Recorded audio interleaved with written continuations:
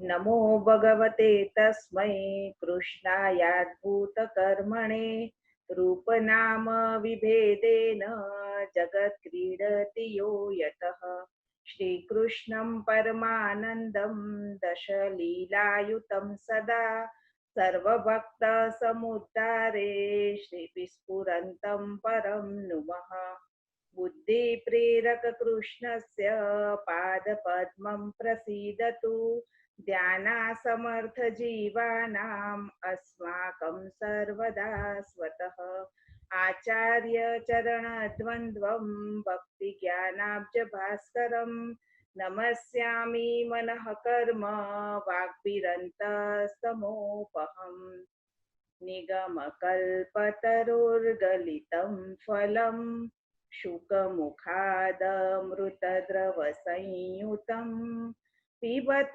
भागवतं रसमालयं मुहुरहो रसिका भुवि भावुकाः।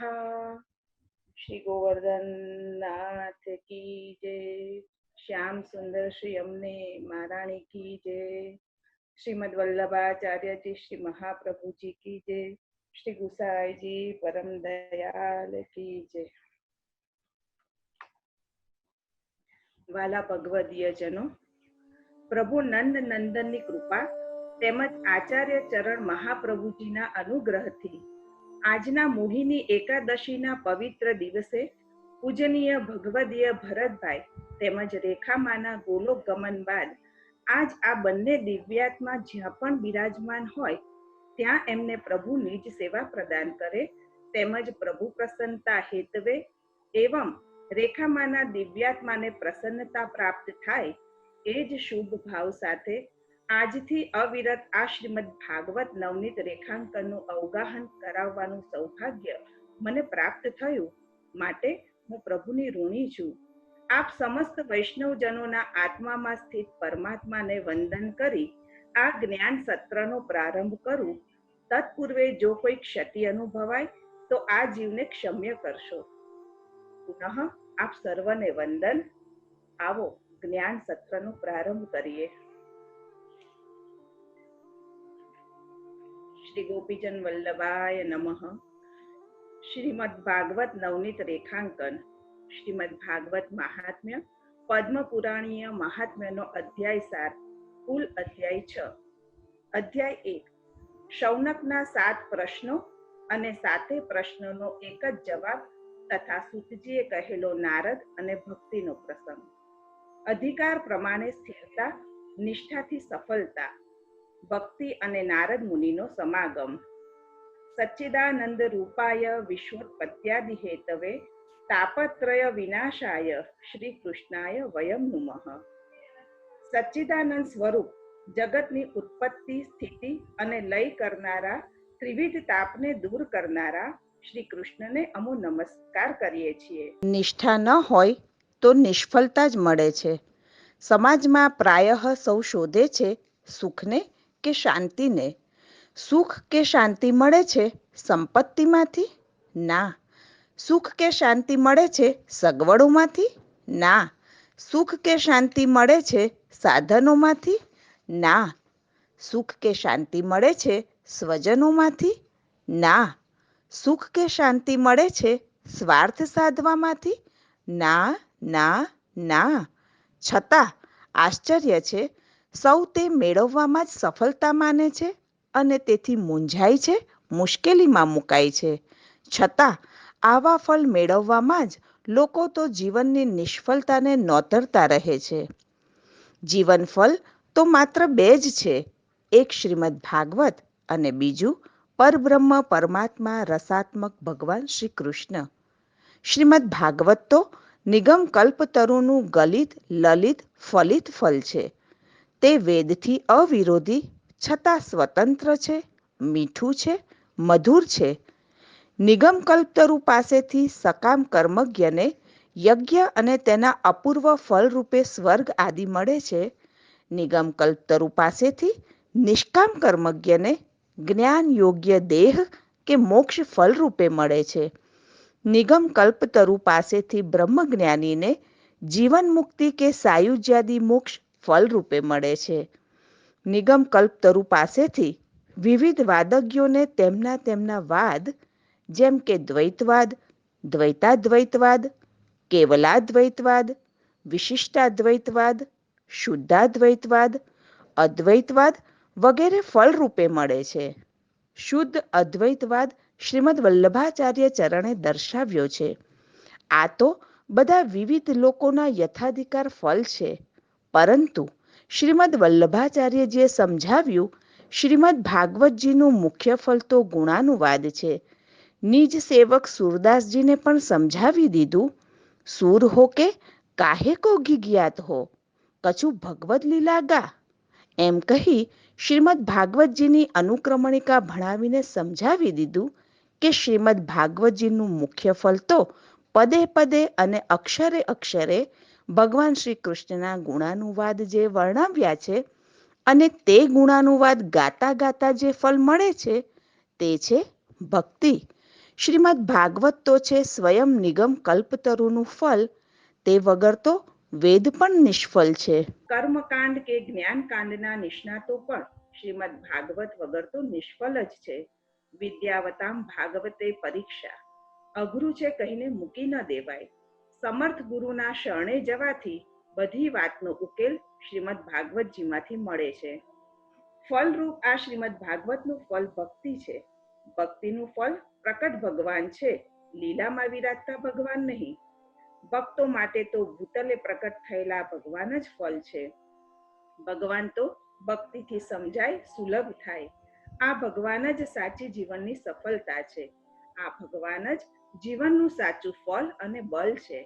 આવા ભક્તને તો સુખ કે શાંતિ શોધતા આવે, શોધવા જવું ન પડે.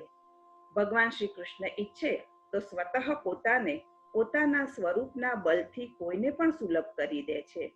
ઈચ્છે તો ભક્તિ પ્રદાન કરીને તેના ફળ રૂપે પણ પ્રાપ્ત થાય છે. ભગવાન શ્રી કૃષ્ણ સ્વતઃ સુલભ થાય તે છે પુષ્ટિ. સાધન કરાવીને ફળદાન કરે તે છે મર્યાદા. શાસ્ત્ર મર્યાદા પ્રમાણે અધિકાર મર્યાદાથી મર્યાદિત સાધન કરાવીને મર્યાદિત ફળ દે તે છે મર્યાદા માર્ગ. પોતે સામે ચાલીને સ્વજનોને સ્વતઃ મળી જાય તે છે પુષ્ટિ માર્ગ. આધુનિક પુષ્ટિજીવોનો અંગીકાર માર્ગ મર્યાદાનુસાર છે. તેથી જીવના યથાધિકાર સ્વલ્પ સાધનોની અપેક્ષા આવશ્યક તો છે. તે સર્વ સાધનો પણ સ્થિરતાથી, દ્રઢતાથી, મક્કમતાથી થાય તે જરૂરી છે. નહીં તો શિથિલતાથી સફળતા ન સંભવે. પ્રયત્ન પુરુષનો, પરિણામ પ્રભુનું. પ્રજ્ઞા પુરુષની, પ્રેરણા પ્રભુની. આવી સ્થિરતા, દ્રઢતા, મક્કમતા તેનું નામ જ છે નિષ્ઠા. મહત્તા બાધકે નાપ્ય ચાલનમ નિષ્ઠા. શ્રી સુબોધિનીજી.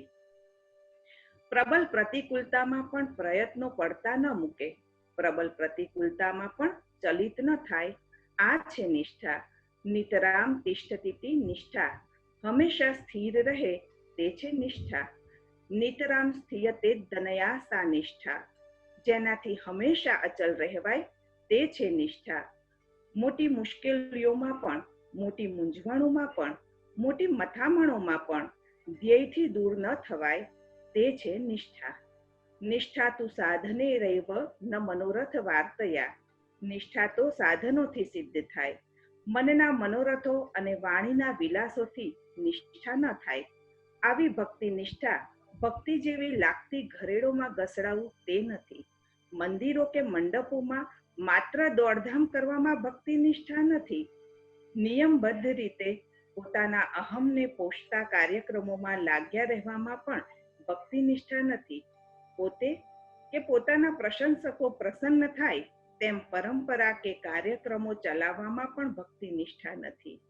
ભક્તિ નિષ્ઠા તો છે જ્યારે ભગવાન શ્રી કૃષ્ણ પ્રસન્ન થાય. ભક્તિ નિષ્ઠા તદા જ્ઞેયા યદા કૃષ્ણ પ્રસિદ્ધતિ. સર્વ નિર્ણય નિબંધ. જ્યારે શ્રી કૃષ્ણ પ્રસન્ન થાય ત્યારે ભક્તિ નિષ્ઠા સમજાય. તદીયાશ્ચેત સ્વતઃ પુષ્ટાસ્તુષ્ટ કૃષ્ણો ન સંશય. શિક્ષાપત્ર. તદીયો ભગવદીયો જો પ્રસન્ન હોય તો પ્રભુ પ્રસન્ન હોય એમાં સંશય નથી. શ્રી કૃષ્ણની પ્રસન્નતા પ્રીતિથી જ પ્રાપ્ત થાય. એવી પરમ પ્રીતિ શ્રીમદ ભાગવતથી જ પ્રાપ્ત થાય. યસ્યામ વૈશ્રૂયમાણાયામ કૃષ્ણે પરમ પુરુષે ભક્તિ રૂત્પદ્યતે પુંસઃ શોક મોહ ભયાપહા. શ્રીમદ ભાગવતનું શ્રવણ માત્ર કરવાથી પરમ પુરુષ પુરુષોત્તમ ભગવાન શ્રી કૃષ્ણમાં પરમ પ્રેમમયી ભક્તિ ઉત્પન્ન થાય છે. એવી પ્રેમમયી ભક્તિથી જીવના શોક મોહ અને ભય નષ્ટ થઈ જાય છે. 84,252 વૈષ્ણવોમાં તે સ્પષ્ટ દેખાય છે. બ્રહ્મ સંબંધ પછી યથાર્થ સેવા અને યથાર્થ કથાથી થોડા જ દિવસોમાં ભગવાનનો સાનુભવ સુલભ થઈ જતો. પુષ્ટિ તો દ્રષ્ટ ફલા છે, અદ્રષ્ટ ફલા નથી. પુષ્ટિનું ફળ તો પ્રકટ પ્રભુ છે. જે પ્રભુને જાણી શકાય, જે પ્રભુને માણી શકાય તેવા પૂર્ણાનંદ પુરુષોત્તમ જ પુષ્ટિનું ફળ છે. પ્રસન્ન પ્રકટ પ્રભુ ભક્તિ નિષ્ઠા સૂચક છે. સામાન્ય સમાજ માટે તે સુલભ ન હોય. તેમાં તો મર્યાદાનું રૂપ કર્મ, જ્ઞાન અને મર્યાદા ભક્તિ હિતાવહ બને છે, સુખ અને શાંતિપ્રદ બને છે. સ્વયં શ્રી કૃષ્ણે કહેલા કલ્યાણના 3 યોગ. શ્રી કૃષ્ણ તો કૃપાપૂર્ણ છે, શ્રી કૃષ્ણ તો પૂર્ણાનંદ છે, શ્રી કૃષ્ણ તો સર્વથી સુંદર સ્વરૂપ છે, શ્રી કૃષ્ણ તો સદાનંદ સ્વરૂપ છે, શ્રી કૃષ્ણ તો પરબ્રહ્મ પરમાત્મા છે, શ્રી કૃષ્ણ તો રસાત્મક રાસ રસ રસેશ્વર છે, શ્રી કૃષ્ણ તો વ્યાસજીના મતે સાકાર સ્વરૂપ છે. તે કલ્યાણ સૌનું કરે છે. અવતાર સમયે સ્વરૂપ અને લીલા સંબંધથી અને અનવતાર સમયે નામ અને કથા સેવનથી. વેદ પોકારે છે, રૂપ નામ વિભેદેન જગત ક્રીડતી યો યતઃ. શાસ્ત્રાર્થ પ્રકરણ. સૌના કલ્યાણના 3 યોગ પણ સ્વયં યોગેશ્વર શ્રી કૃષ્ણએ કહ્યા છે. 1 જ્ઞાન યોગ, 2 કર્મયોગ, 3 ભક્તિ યોગ. તેનો ઉપયોગ કરવાથી કલ્યાણ સૌનું થાય છે. કલ્યાણનો બીજો કોઈ ઉપાય જ નથી. સંસારમાં અત્યંત આસક્તોનો અધિકાર કર્મ યજ્ઞ આદિ માર્ગમાં છે. સંસારમાં અત્યંત વિરક્તોનો અધિકાર જ્ઞાન માર્ગમાં છે. બહુ આસક્ત નહીં કે બહુ વિરક્ત નહીં તેવા લોકોનો અધિકાર ભક્તિ માર્ગમાં છે. અધિકાર પ્રમાણે ઉપાય કરે, માર્ગને અનુસરે, તેને યથાધિકાર ફળ મળે. બધે આથડવાથી કાંઈ ન વળે. અધિકાર પ્રમાણે સ્થિરતાથી પોતાના માર્ગે ચાલે, ચલિત ન થાય તે નિષ્ઠા કહેવાય. તેનાથી સફળ થવાય. નિષ્ઠા ન હોય તો નિષ્ફળતા જ મળે. ત્રિવિધ નિષ્ઠા. કર્મ માર્ગમાં કર્મ નિષ્ઠા હોય. કર્મ નિષ્ઠા તો ચિત્ત પ્રસન્ન થાય ત્યારે સમજાય.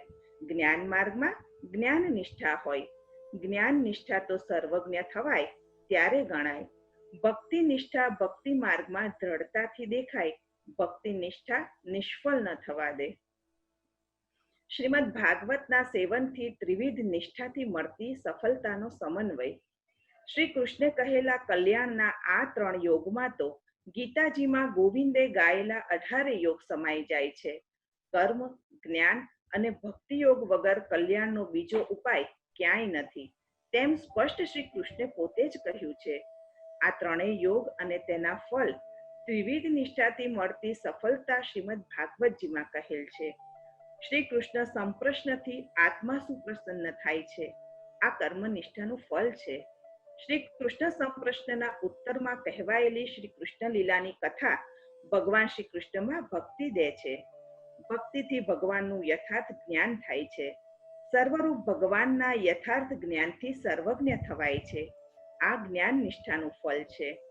શ્રી કૃષ્ણ સંપ્રશ્નના ઉત્તરમાં કહેલી શ્રી કૃષ્ણની લીલા કથાથી સર્વાત્મા પરમાત્મા ભગવાન ગીતાજીના યોગેશ્વર, શ્રીમદ ભાગવતજીના યોગેશ્વરેશ્વર, યોગેશ્વરેશ્વરે કૃષ્ણે યત એતદ વિમુચ્યતે.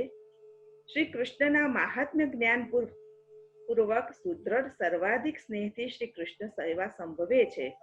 સેવાથી શ્રી કૃષ્ણ પ્રસન્ન થાય છે. આ ભક્તિ નિષ્ઠાનું ફળ છે.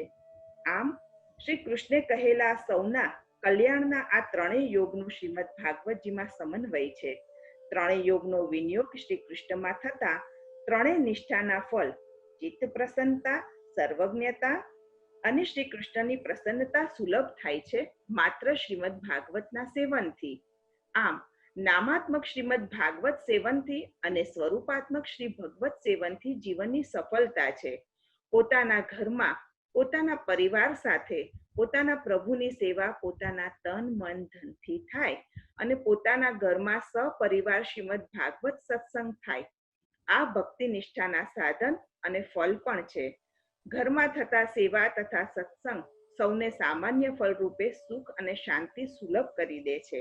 મુખ્ય ફળ તો પ્રકટ પ્રભુ છે. સા વિદ્યા તન મતિર્યયા, શ્રીમદ ભાગવત સૂક્તાનુસાર ભગવાન શ્રી કૃષ્ણમાં મતિ રહે એ જ વિદ્યા.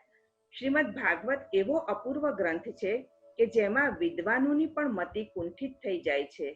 વિદ્યાવતામ ભાગવતે પરીક્ષા, તેથી જ એવું વિધાન કરવામાં આવ્યું લાગે છે. છતાં ભક્ત્યા ભાગવતમ શાસ્ત્રમ ન બુદ્ધ્યા ન ચ ટીકયા, શ્રીમદ ભાગવત શાસ્ત્ર બુદ્ધિ કે ટીકાથી નહીં પણ ભક્તિથી તો અજ્ઞને પણ સમજાય, આ તેની વિશિષ્ટતા છે. ભગવાન શ્રી કૃષ્ણ ભક્તિથી જ સુલભ છે. ભગવાન શ્રી કૃષ્ણને મેળવવા માટે, કૃતાર્થતા માટે કલયુગમાં શ્રીમદ ભાગવત જ એકમાત્ર ભક્તિપ્રદ સાધન છે. છતાં તે ફળ પણ છે. શ્રીમદ ભાગવત શ્રી ગોવર્ધનનાથજીના દ્વાદશાંગ રૂપ છે.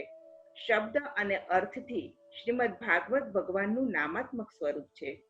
ભગવાન શ્રી કૃષ્ણના બે સ્વરૂપો, એક રૂપ અને બીજું નામ. એક રૂપ સારસ્વત કલ્પમાં બાબા નંદ અને મૈયા યશોદાને ત્યાં પ્રગટેલા ભગવાન શ્રી કૃષ્ણ, કૃષ્ણસ્તુ ભગવાન સ્વયં. બીજું નામ ભક્ત નારદજીના સત્સંગના સાર સ્વરૂપે શ્રી વ્યાસજી દ્વારા પ્રગટેલું શ્રીમદ ભાગવતજી નામાત્મક સ્વરૂપ છે. શ્રીમદ ભાગવત પુરુષ 12 અંગવાળા છે. દ્વાદશાંગો વૈ પુરુષ. શ્રીમદ ભાગવત પણ 12 અંગવાળું છે. તે અંગ સ્કંદ નામે પ્રસિદ્ધ છે. પૂર્ણ પુરુષોત્તમ ભગવાન શ્રી કૃષ્ણ, શ્રી ગોવર્ધન ધરણ, શ્રી ગોવર્ધનનાથજી, શ્રીનાથજી બાબાનું તે નામાત્મક વાંગ્મય સ્વરૂપ છે. ભગવાન શ્રી કૃષ્ણની લીલા રૂપ છે. શ્રીમદ ભાગવતમાં ભગવાન શ્રી કૃષ્ણની અલૌકિક લીલાઓ છે. શ્રી ભાગવત પાઠ દ્વારા ભગવાન શ્રી કૃષ્ણ ધારણ થાય છે. શ્રીમદ ભાગવતના સાચા સ્પષ્ટ અર્થ જ્ઞાનથી ભગવાન શ્રી કૃષ્ણ સમજાય છે અને ભગવાન શ્રી કૃષ્ણ ભક્તિ આપે છે. ભગવત પ્રાપ્તિની ઈચ્છાવાળા દૈવી જીવોએ અનવતાર દશામાં શ્રીમદ ભાગવતનો જ આશ્રય કરવો જોઈએ.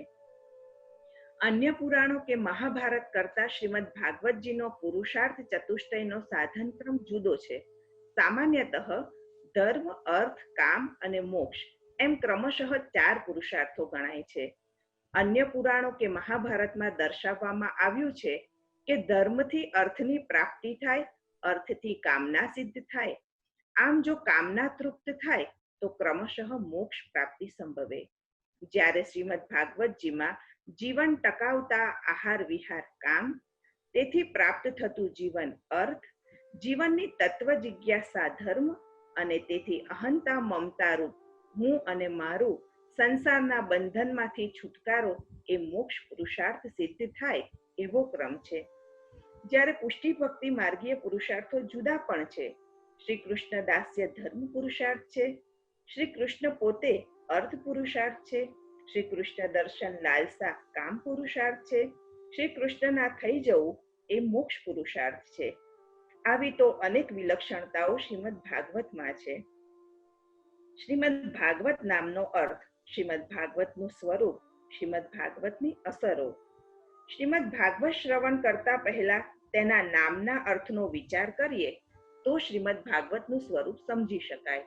શ્રીમદ ભાગવતમાં જ તેના નામ તથા સ્વરૂપની ઓળખ છે. ભગવતઃ સર્વ સંબંધી ભાગવતમ નામેથી પ્રસિદ્ધમ. તેમાં ભગવાનનો દરેક સાથે સંબંધ રહેલો હોવાથી તેનું શ્રીમદ ભાગવત એવું નામ પ્રસિદ્ધ છે. ઉત્તમ શ્લોકસ્ય ચરિત્રમ યત્ર, શ્રી સુબોધિનીજી. તેમાં ઉત્તમ શ્લોકનું ભગવાનનું ચરિત્ર છે. તેન ભગવતા પ્રોક્તમ ભગવત પ્રતિપાદકમ ભગવત ફલકમ ચેતી, શ્રી સુબોધિનીજી. આ ભાગવત શબ્દ યૌગિક છે. તેથી ભગવાને કહેલ, ભગવાનને કહેનાર અથવા ભગવાન જેવું ફળ છે એવો તે શબ્દનો અર્થ થાય છે. બ્રહ્મણે ભગવતા પ્રોક્તમ ઇતિ, શ્રી સુબોધિનીજી. ભગવાને બ્રહ્માજીને કહ્યું તેનું નામ શ્રીમદ ભાગવત. આનંદસ્ય હરે લીલા શાસ્ત્રાર્થો દશધા હિસા, ભાગવતાર્થ પ્રકરણ. આનંદરૂપ હરિ શ્રી કૃષ્ણની લીલાનું નામ શ્રીમદ ભાગવત છે. પુરાણ તિલક છે તે ભાગવત. ભગવાન શ્રી કૃષ્ણ જેનું ફળ છે તે ભાગવત. ભગવાન શ્રી કૃષ્ણને ઓળખાવે તે ભાગવત. રસાત્મક ભગવાન શ્રી કૃષ્ણનો રસ તે ભાગવત. ભગવાનનું નામાત્મક સ્વરૂપ તે ભાગવત. ભગવાન શ્રી કૃષ્ણ સાથે સંબંધ કરાવે એ પણ ભાગવત. નિગમ કલ્પ તરુનું ગલિત લલિત ફલ તે ભાગવત. સર્વ સમૃદ્ધિ સર્વ કલ્યાણની ચરમસીમા તે ભાગવત. વેદ ગીતા બ્રહ્મસૂત્રનું સ્વાભાવિક ભાષ્ય તે ભાગવત.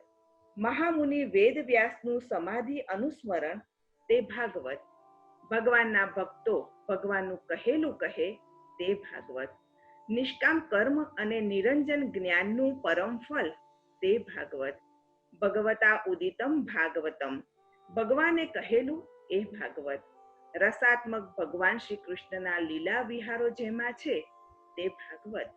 નિષ્કપટ નિર્મત્સર સત્પુરુષોનો પરમ ધર્મ જેમાં છે તે ભાગવત. શ્રી કૃષ્ણ પોતે જ તેની શોભારૂપ બન્યા, તેથી થયું શ્રીમદ ભાગવત. આનંદરૂપ શ્રી હરિની અનાયાસે હસતી થતી લીલા તે છે શ્રીમદ ભાગવત. ઉદ્ધવજીની પ્રાર્થનાથી શ્રી કૃષ્ણે સ્વતે જ જેમાં પધરાવ્યું તે છે શ્રીમદ ભાગવત.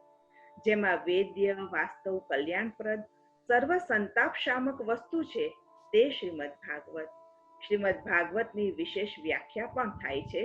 ભગવાંશ્ચ ભગવંતશ્ચ ભગવતઃ ભગવતામિદમ ભાગવતમ. ભગવાન શ્રી કૃષ્ણ અને ભગવાન શ્રી કૃષ્ણના સ્વરૂપભૂત ભાવભર્યા ભક્તો સંબંધી નિરૂપણ તે શ્રીમદ ભાગવત. આ સિવાય શ્રીમદ ભાગવતના અન્ય નામો પણ છે. એક સાત્વતી શ્રુતિ. સાત્વત એટલે ભક્ત અને ભગવાન બંનેના ચરિત્રો જેમાં હોય તે સાત્વતી શ્રુતિ. પરમહંસોની સંહિતા, હંસની જેમ નીર ક્ષીરનો વિવેક જેમાં નિરૂપણ કરેલો હોય તે પરમહંસોની સંહિતા. 3. શુકશાસ્ત્ર અનુશાસન પૂર્વક શ્રી શુકદેવજી દ્વારા ભગવત પ્રાપ્તિના માર્ગનું જેમાં નિરૂપણ થયું માટે શુકશાસ્ત્ર. 4. અષ્ટાદશ સાહસ્રી સંહિતા. શ્રીમદ ભાગવતજીમાં 18,000 શ્લોકોમાં ભગવાનના ચરિત્રોનું નિરૂપણ હોવાથી અષ્ટાદશ સાહસ્રી સંહિતા. 5. વૈયાસિકી સંહિતા. વૈયાસિક શ્રી શુકદેવજી આ કથાના પ્રધાન વક્તા હોવાથી વૈયાસિકી સંહિતા. 6. બ્રહ્મ સંમિતમ. વેદ તુલ્ય હોવાથી બ્રહ્મ સંમિતમ. શ્રીમદ ભાગવતની અસરો. શ્રીમદ ભાગવત ભગવાન શ્રી કૃષ્ણની, ભગવાન શ્રી કૃષ્ણના ભક્તોની, ભગવાન શ્રી કૃષ્ણના ધર્મોની, ભગવાન શ્રી કૃષ્ણની લીલાઓની ઓળખ કરાવે છે અને તેમાં પ્રીતિ કરાવે છે. જીવન મંગલ કરતી તેની અસરો છે. સંસારના વિવિધ તાપમાં તપેલાને શીતલ કરે છે. સંસારીને કંસારી ભગવાન શ્રી કૃષ્ણનો બનાવે છે. ગતાર્થને કૃતાર્થ કરે છે. શ્રાંતને શાંત કરે છે. અજ્ઞને વિજ્ઞ બનાવે છે. પતિતને પાવન કરે છે. અપાત્રને પાત્ર બનાવે છે. શુષ્કને રસાળ બનાવે છે. ભરમાયેલાને ભાન દે છે. મૂંઝાયેલાને માર્ગ દે છે. માર્ગ ભૂલેલાને સન્માર્ગ દે છે. કુટિલને સરળ બનાવે છે. નીરસને સરસ બનાવે છે. દૂષિતને ભૂષિત બનાવે છે. સકામને નિષ્કામ બનાવે છે. નિષ્કામને શ્રી કૃષ્ણ કામના દે છે. મનને વશ કરે છે. અસત્ય રતને સત્ય નિરત બનાવે છે. અધર્મ પરાયણને ધર્મશીલ બનાવે છે. નિષ્ફળ જીવનને તે સફળ બનાવે છે. બંધન મુક્ત કરે છે. મુક્તને ભક્ત બનાવે છે. કર્માયેલાને પ્રફુલ્લ કરે છે. જ્ઞાની અજ્ઞાની વિજ્ઞાની સૌને પરમ જ્ઞાન દે છે. જીવન વનને વૃંદાવન બનાવે છે. મધુવન બનાવે છે. ભક્તોનું તે જીવનધન છે. શ્રીમદ ભાગવત સેવનના લાભ. જીવનમાં સુખ અને શાંતિ શોધતા માનવને શ્રીમદ ભાગવતના સેવનથી સુખ અને શાંતિ બીજે શોધવા ન પડે, શ્રીમદ ભાગવતમાંથી જ મળે. સુખમય ભગવાન શ્રીમદ ભાગવતમાંથી જ મળે છે. ભગવાન મળ્યા પછી સુખ કે શાંતિ વગેરે કાંઈ જ શોધવાનું બાકી ન રહે, સ્વતઃ મળે. ભગવાન શ્રી કૃષ્ણ ઓળખાય પછી બીજું કાંઈ ઓળખવાનું બાકી ન રહે. શ્રીમદ ભાગવતના સેવન દ્વારા ભગવાન શ્રી કૃષ્ણમાં પ્રીતિ થાય છે. પ્રીતિથી રીતિ અને નીતિ આવે, બધી જ ભીતિ ટળે, જગતમાં જીતી જવાય. માનવને પીડતા વિવિધ ભય, ભયમાંથી અભય. માનવને કોઈ વખત કાળ કનડે છે, ક્યારેક દુશ્મનનો ડર દુભવે છે, ક્યારેક મૃત્યુનો ભય ભડકાવે છે, ક્વચિત દુઃખની પરંપરા ડરાવે છે. કોઈ વખત પોતાનો જ ભય ભીંસે છે, ક્યારેક પોતાની પ્રબળ પ્રકૃતિ પરેશાન કરે છે, ક્યારેક પોતાના હોય તે પારકા બનીને પીડે છે. કોઈ વખત પરિસ્થિતિની પ્રતિકૂળતા પીસે છે, ક્યારેક અંતઃકરણમાં ઉદ્ભવતા સઘળે ઉભરાતા અનેક દોષો દુઃખ દે છે, ક્યારેક મનમાન્યું મળતું નથી અને અણગમતું અટકતું નથી. તે ચિત્તને ચકડોળે ચઢાવે છે, પરિણામે અનેક પ્રકારે ભય લાગે છે. આવા બધા ભયમાંથી અભય આપનાર વિરાજે છે શ્રીમદ ભાગવત. શ્રીમદ ભાગવત સેવનની રીત અને તેના લાભ. શ્રીમદ ભાગવત સેવન કરનારને અભય આપે છે. શ્રીમદ ભાગવતનું સેવન 3 રીતે થઈ શકે છે: શ્રવણ, કીર્તન અને સ્મરણ. 1. શ્રવણ. સાંભળેલા ભગવદવાચક શબ્દો અને વાક્યોનો ભગવાનમાં જ અર્થ અને આશયનો નિર્ધાર સાંભળીને સંદેહરહિત સ્પષ્ટ સમજવું. શ્રવણ કરેલાનું ચિંતન મનન કરવું. 2. કીર્તન. જે શ્રવણ કર્યું છે તેનો સ્પષ્ટ નિર્ધાર સમજાવવો, સંભળાવવો. 3. સ્મરણ. જે શ્રવણ કીર્તન કર્યું છે તેને ભાવનાથી યુક્તિપૂર્વક વિચારીને મનમાં દ્રઢ સ્થિર કરવું. ભાવભર્યા ભક્તો શ્રીમદ ભાગવતની ભગવાનના સ્વરૂપની જેમ પણ સેવા કરે છે. કોઈ પણ રીતે મન શ્રીમદ ભાગવતમાં જોડી દઈએ તો મનને શાંતિ મળશે, મલિનતા ચાલી જશે, મૂંઝવણ મટશે, પ્રભુ પ્રેમ અને અભય સરળતાથી મળશે, દુઃખ ટળશે, ભવ ફળશે. શ્રીમદ ભાગવત સૌના કલ્યાણ માટે છે. શ્રીમદ ભાગવત માનવ માત્રના કલ્યાણ માટે છે. નૃણામ નિઃશ્રેયસાર્થાય વ્યક્તિર્ભગવતો નૃપ. પ્રાણી માત્રના કલ્યાણ માટે પહેલું ભગવાન શ્રી કૃષ્ણનું પ્રાકટ્ય થયું છે. આ ભગવાનના સ્વરૂપનું પ્રાકટ્ય છે. ભગવાનનું બીજું પ્રાકટ્ય છે ભગવાનના નામનું. ભગવાનના નામનું પ્રકટ સ્વરૂપ એટલે શ્રીમદ ભાગવત. શ્રીમદ ભાગવત એ ભગવાનનું નામાત્મક સ્વરૂપ છે. તેને યમ વાંગમયી મૂર્તિ પ્રત્યક્ષા વર્તતે હરેહે.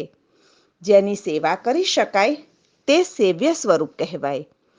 જે શ્રવણ કરીને હૃદયમાં પધરાવી શકાય, જેનું કીર્તન સ્મરણ કરીને પણ હૃદયમાં પધરાવી દ્રઢ કરી અન્યને દઈ શકાય, જેના દ્વારા સેવ્ય સ્વરૂપ સમજી શકાય, ભગવાન શ્રી કૃષ્ણના મહાત્મ્યનું તથા લીલાનું જ્ઞાન થાય, સર્વ સંશય જાય, પ્રભુની સેવાની રીતિ સમજાય, પ્રભુમાં પ્રીતિ થાય, જેના દ્વારા સર્વનું હિત થાય તેવું નામાત્મક સ્વરૂપ શ્રીમદ ભાગવત છે.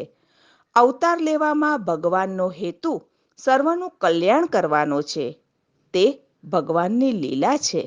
તેમ શ્રીમદ ભાગવતના પ્રાકટ્યનો ઉદ્દેશ પણ સર્વનું કલ્યાણ કરવાનો છે. સૌના અધિકાર પ્રમાણે રુચિ, સૌનું કલ્યાણ જુદું જુદું. માનવના અધિકાર પ્રમાણે સૌને પોતાનું કલ્યાણ જુદું જુદું લાગે છે, કારણ કે સૃષ્ટિમાં સૌ માનવોને એકમાં જ રુચિ હોતી નથી. સૌ એક જ વસ્તુ મેળવવા મથતા નથી.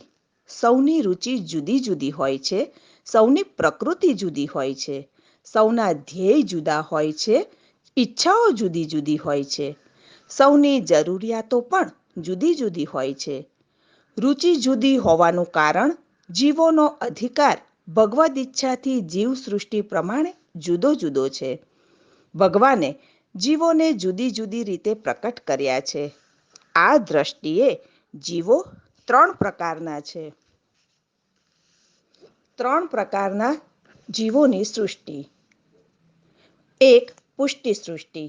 ભગવાન શ્રી કૃષ્ણે સ્વેચ્છાથી લીલા માટે પોતાના સ્વરૂપ વડે પુષ્ટિ સૃષ્ટિ પ્રકટ કરી. 2. મર્યાદા સૃષ્ટિ. ભગવાન શ્રી કૃષ્ણે સ્વેચ્છાથી લીલા માટે પોતાની વેદરૂપ વાણી વડે મર્યાદા સૃષ્ટિ પ્રકટ કરી. 3. પ્રવાહ સૃષ્ટિ. ભગવાન શ્રી કૃષ્ણે સ્વેચ્છાથી લીલા માટે પોતાના મન વડે પ્રવાહ સૃષ્ટિ પ્રકટ કરી. 3 પ્રકારની સૃષ્ટિની વિશેષતા સહજ રુચિ. 1. પુષ્ટિ સૃષ્ટિ. જે લોકો પ્રભુને સુખ દેવા મથે અને પ્રભુ સાથે પ્રેમ કરે તે પુષ્ટિ સૃષ્ટિ છે. બીજી મર્યાદા સૃષ્ટિ. જે પોતાના કલ્યાણ માટે પ્રયાસ કરે, શાસ્ત્ર અને સંત પુરુષોને સાનુકૂળ થઈને જીવે, તે માટે સતત પ્રયત્નશીલ રહે, અધર્મવાળું કોઈ કાર્ય કરવાની વૃત્તિ કે પ્રવૃત્તિ ન કરે, તે મર્યાદા સૃષ્ટિ છે. ત્રીજી પ્રવાહ સૃષ્ટિ. જેને માત્ર જીવવું જ છે અને જીવવા માટે જ જેના પ્રયત્નો છે તે મરજી મુજબ મન માને તેમ જ જીવે છે, તે પ્રવાહ સૃષ્ટિમાં રહેલો જીવ છે. સર્વનું કલ્યાણ શ્રીમદ ભાગવતથી. શ્રીમદ ભાગવતનું પ્રાકટ્ય સર્વનું કલ્યાણ કરવા માટે છે. ત્રણેય સૃષ્ટિમાં રહેલા જીવોને કૃતાર્થ કરવા માટે છે. માત્ર જીવવા મથનારા પ્રવાહ સૃષ્ટિ, કલ્યાણ મેળવવા મથનારા મર્યાદા સૃષ્ટિ, પ્રભુ સાથે પ્રીતિ કરનારા પુષ્ટિ સૃષ્ટિ. છેવટે તો ત્રણેય સૃષ્ટિ ભગવદ રૂપ છે. ભગવાન શ્રી કૃષ્ણની લીલા માટે જ છે. તેમાં દ્વેષ ક્લેશ કોની સાથે કરવાનો? આ ત્રણેયને પોતાનું ઈચ્છેલું શ્રીમદ ભાગવતના સેવનથી મળે છે. એ વાત મહાત્મ્યના મંગલાચરણમાં વ્યાસ મહર્ષિએ વ્યક્ત કરી છે. સચ્ચિદાનંદ રૂપાય વિશ્વોત્પત્યાદિ હેતવે તાપત્રય વિનાશાય શ્રી કૃષ્ણાય વયમ નુમઃ. શ્રીમદ ભાગવતજી પદ્મપુરાણ મહાત્મ્ય 1:1. મહાત્મ્યના મંગલાચરણમાં ત્રિવિધ જીવોના કલ્યાણનો નિર્દેશ. 1. મર્યાદા સૃષ્ટિવાળા માટે સચ્ચિદાનંદ રૂપાય. સચ્ચિદાનંદ રૂપ એ ભગવાનનો સ્વરૂપથી પરિચય છે અને વિશ્વોત્પત્યાદિ હેતવે એ ભગવાનની લીલાનો પરિચય છે.